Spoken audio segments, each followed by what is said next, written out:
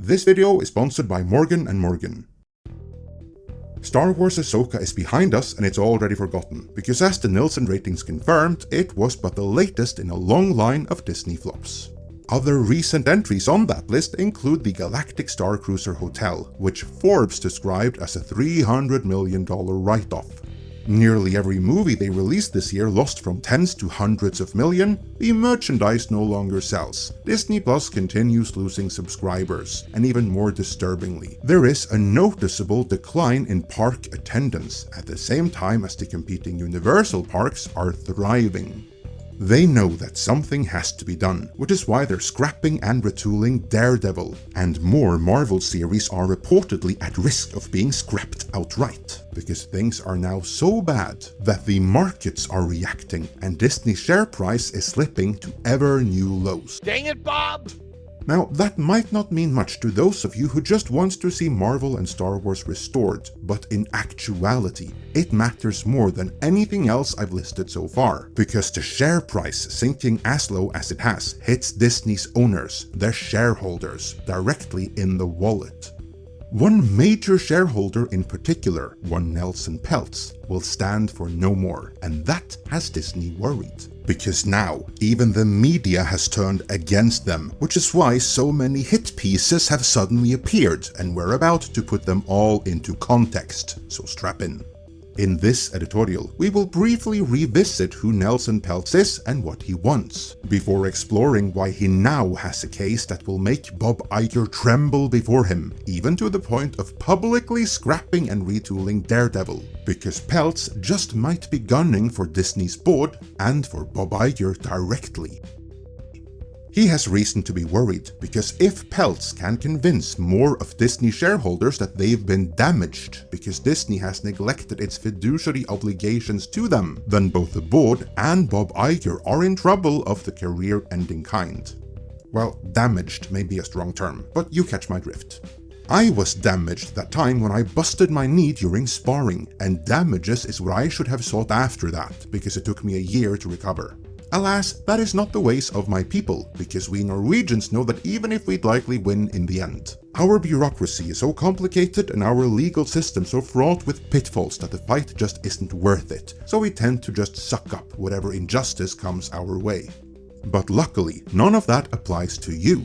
If you are injured, whether it be at the gym, or while you're out shopping groceries, or you're in a car crash or anything else, then you should absolutely seek legal counsel to fight for you, and then you might consider using Morgan & Morgan, the sponsors of this video.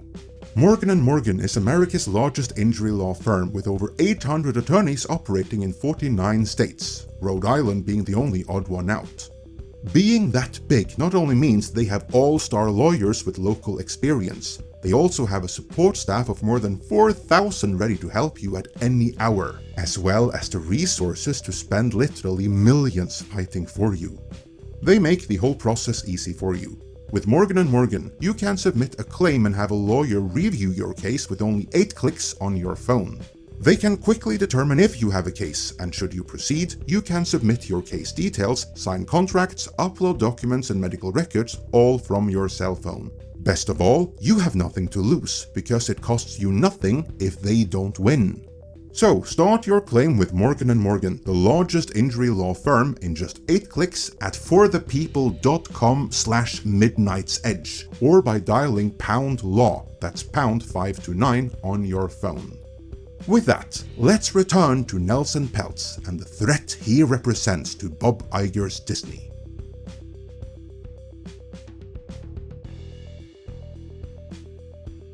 Nelzon Peltz is the billionaire founder of Trian Fund Management. He's a highly successful and experienced investor and businessman, and unlike Iger and his cronies that make up Disney's board, he is by all accounts someone of rather conservative leanings. According to a timeline presented in Variety in the beginning of the year, he only became a Disney investor in the summer of 2022, after having talks with then CEO Bob Chapek and his ally Ike Perlmutter, the once co-owner of Marvel, and for the duration of Phase 1 and Phase 2 of the MCU. He was the checks and balances guy who prevented budgets from going crazy and the MCU from being politicized, right up until he was ousted from daily Marvel operations by Bob Iger on Kevin Feige's behest. Perlmutter retained a significant portfolio of Disney shares though, and still exerts some level of influence through them. And so it came to pass that in the fall of 2022, Perlmutter championed that Nelzon Peltz, by then a Disney shareholder, be put on Disney's board, for the reason later published by Variety, that without Mr. Peltz there, former executives, including Mr. Iger, would be back at Disney. And none of them wanted that. They wanted Bob Chapek to remain as CEO because, as we covered at the time, and as CNBC later has confirmed, Bob Chapek was a low-drama manager under whose watch the Disney share price was elevated to its all-time high. All the drama that happened on Chapek's watch was in fact orchestrated by Bob Iger, and they all knew that for the good of the company, Iger had to be kept away from it. Alas, before Peltz could be placed on the board, the Disney coup d'etat happened. Chapek was ousted, and Iger and his cronies did return, and were once again firmly in charge of Disney. And once they were, things really went off the rails for the company, and that's when Nelzon Peltz became an activist shareholder.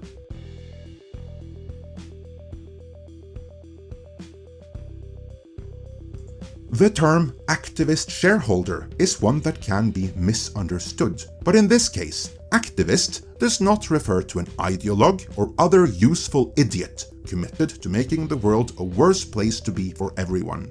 As such, and as pointed out by my colleague Tom Connors, anti-activist shareholder might be a better colloquial term to describe what Nelzon Peltz is. But in finance lingo, activist shareholder refers to a shareholder who actively wants to change the direction of the company, because he is of the opinion that the company is either mismanaged or otherwise fails to produce the value and results it by rights should be producing. And so it came to pass that back in January of this year, Nelzon Peltz and his Trian group initiated a campaign for a position on the Disney board called Restore the Magic, which they evidently felt that Disney no longer delivered. But the Iger regime firmly rejected this bid for a seat at the board, which led to a brief proxy war. That's finance lingo for that the activist shareholder actively tries to persuade other shareholders to use their proxy votes to remove a sitting board member and place the activist shareholder there instead. Could Peltz and Trian have been successful in this endeavor? Well, certainly not with the biggest institutional shareholders like BlackRock, Vanguard and State Street, as they loved what Iger was doing with the company for their own reasons. But they very well could have won over enough of Disney's other shareholders that actually want to profit on their Disney shares directly to get their way. A few weeks later though, it was all over and Peltz wasn't on the board. So what happened?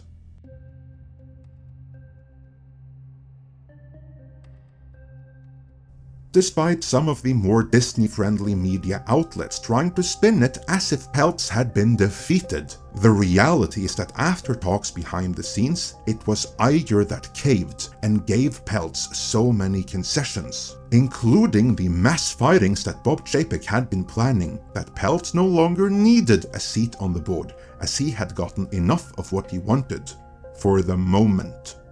He made it clear though that he would be watching, and if matters didn't improve for Disney over the next year, the proxy war would be back on. And here we are. Round 2. Fight! Rather than despair over Disney's ever-declining share price, Peltz company, the Trian Group, saw this as a great opportunity because they have bought up ever more Disney shares, increasing the worth of their stake in Disney from around $1 billion during the previous proxy fight to $2.5 billion today, meaning Peltz means business. And this time, Iger and his cronies at Disney has much greater cause for concern than last time. Let's see why.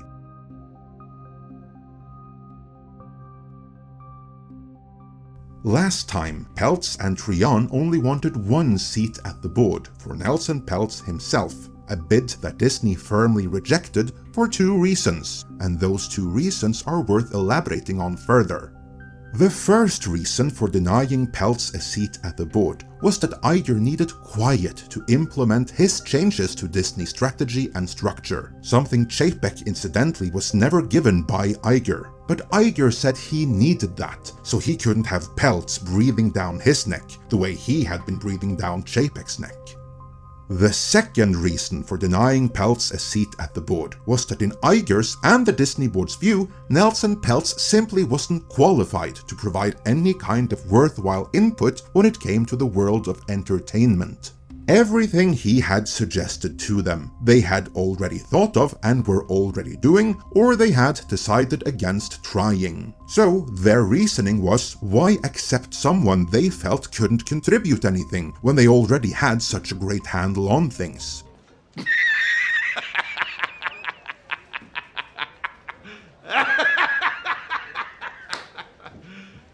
You serious? Well, these were poor excuses even back then, but they are decidedly past their sell-by date now. Iger said he needed time, and he got time, 3/4 of a year of it. And what happened since? Well, the share price, the single most important indicator of Iger's restructuring success, has nosedived. That's what happened. The company has retracted in every single measurable way. Granted, turning a corporation like Disney around takes time, but there's nothing, absolutely nothing, to indicate that things are about to change for the better. And so the market simply no longer believes in what Iger is doing. Before moving on, let's take a moment to explore that.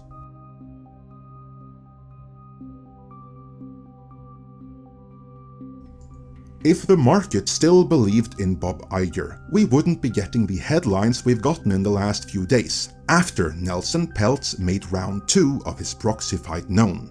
If it weren't for that, we wouldn't be getting headlines about how Iger is exhausted and overwhelmed and wonders why he ever came back at all. Which he by rights should be wondering, because he is incapable of fixing the problems he created.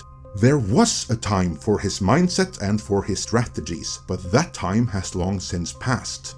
We wouldn't be getting headlines about how he is this hapless victim of circumstance who's practically forced into buying EA and make Disney a game developer if the market still believed in him.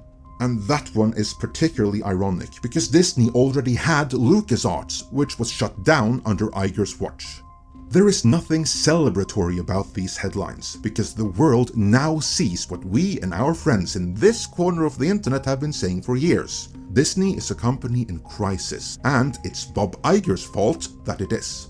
But let's get back on track.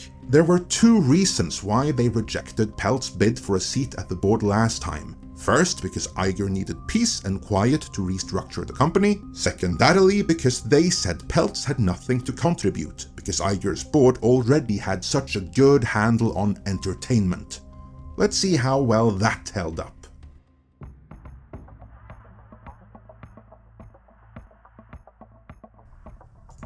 Granted, Peltz may not come from the entertainment industry, but every company he has turned around before, and that's quite a few, he did by making them more consumer-oriented and delighting their customers, so that counts for something. That mindset should compensate for not coming from the world of entertainment. Here's the kicker though, as our good friends Mexican Iron Man, WDW Pro and Valiant Renegade have pointed out before, Disney's current board have, quite literally, no qualifications when it comes to entertainment either. I mean, half of them are stooges for the pharmaceutical industry. And it's not just our good friends saying this. In their exposé covering the mess behind Disney's succession plan, which we have covered over the last few videos, CNBC made it a matter of public record. The CNBC exposé reads, by 2019, Iger had personally selected every member of the board, which is surprisingly lacking in media and entertainment experience. Iger is personally close with several of them, including Nike executive chairman Mark Parker and General Motors CEO Mary Barra. In addition, the wife of another director, Michael Froman, then vice chairman of MasterCard and now president of the Council on Foreign Relations, had been housemates with Iger's wife, Willow Bay, at the University of Pennsylvania. Disney's major shareholders read this CNBC exposé, and if they care at all about their investment, they should be outraged by this. Because the implication of CNBC's reporting is that for all intents and purposes, Disney doesn't have a board, as what passes for it is not capable of holding Iger accountable or protecting shareholder interest. With this a matter of public record, it will be much easier for Nelzon Peltz to convince more Disney shareholders to use their proxy vote to get him on the board.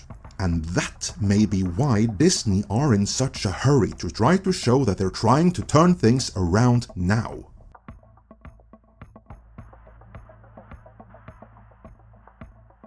On October 11th, The Hollywood Reporter broke the scoop that Marvel's own Daredevil reboot, which had been filming for 3 months prior to being shut down during the strikes, will not be resuming, at least not that iteration of it. The current writers and directors have all been fired, and Marvel are looking for new writers to come up with a new take, because as we've been saying all along, they finally realized that what they were doing wasn't working. Probably they would have scrapped and retooled anyway, because Disney now has to prevent Marvel from going the way of Star Wars, which is practically a dead brand at this point. So what does this have to do with Nelzon Peltz? Well, here's what.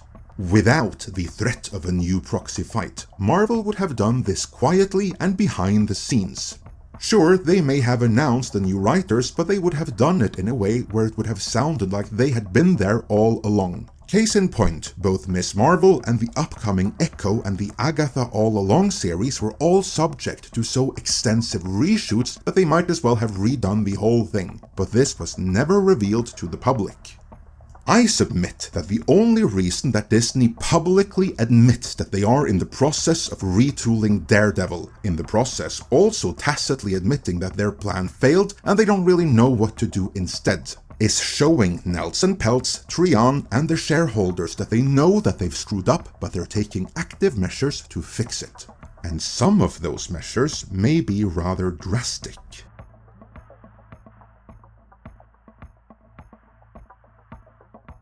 In the case of Daredevil, they're only scrapping what they have done so far, but the series will be retooled and remade, and it's still coming out. Others, however, might not be so lucky. The aforementioned Echo and Agatha All Along series have already been subjected to extensive reshoots, yet they are allegedly still awful. That would be because they were exclusively made for ESG and DEI purposes, not because the character deserved the series or because there was a story need for them, and certainly not because there was any kind of public demand for them, which there wasn't, quite the contrary.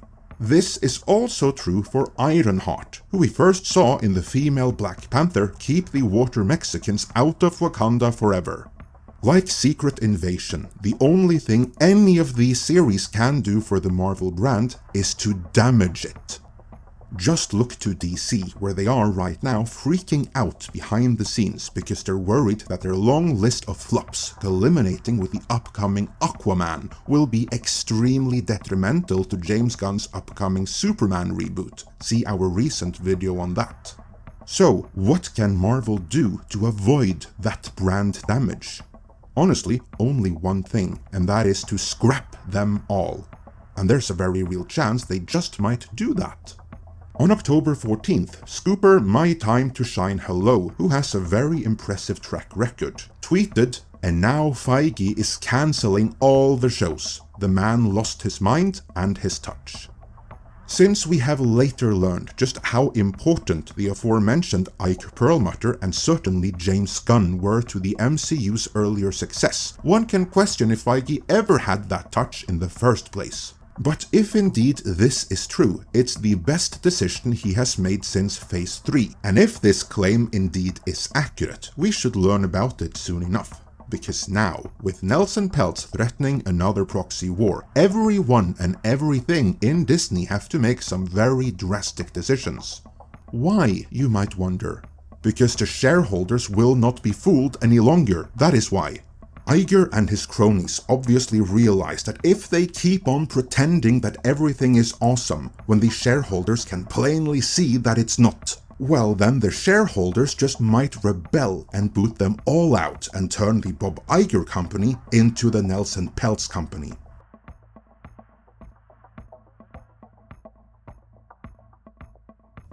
At the time of making this video, neither Peltz nor Trian have made any official statements to confirm their exact intentions, other than that they're now seeking not just one seat at the board like last time, but multiple seats, as befits someone with a $2.5 billion investment, and whom Team Iger has no excuse to keep away. On that note, last time around, Peltz very early on assured everyone that he was not seeking to oust Iger as CEO. This time, however, several days after the story was deliberately leaked to the press, no such assurance has been made. Iger being ousted is still a long shot, but the only way meaningful change will come to Disney is if the shareholders revolt and force that change. And what we're seeing here could be the beginning of that. For Disney's shareholders, the stakes are simply a matter of dividends and share price, and the question is which option will yield the maximum of those, going with Team Iger or going with the emerging Team Peltz? And the answer to that should be obvious. While he did well the first few years, Iger has now ran Disney into the ground and he's got to go. For us on the outside though, what is really going on is an ideological battle for Disney's soul, and the victor will determine the future direction of everything Disney does.